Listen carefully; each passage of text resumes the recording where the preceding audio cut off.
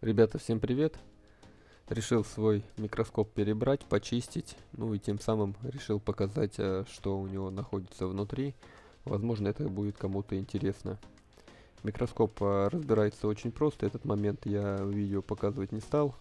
Разобрал и только уже потом решил снять видеоролик. В общем, состояние по микроскопу достойное, у него в принципе нету нигде грязи, пыли.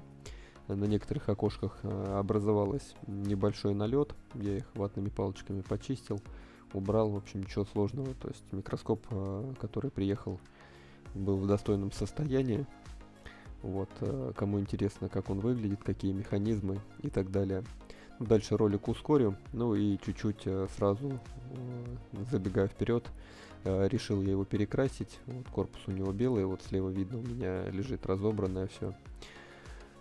Вот, в общем, решил перекрасить его в черный, так как под дизайн оборудования у меня этот микроскоп будет выглядеть в черном.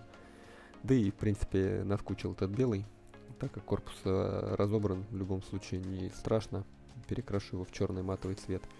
В общем, предлагаю посмотреть, что внутри, ну и дальше весь процесс по перекраске и что получилось. Всем приятного просмотра.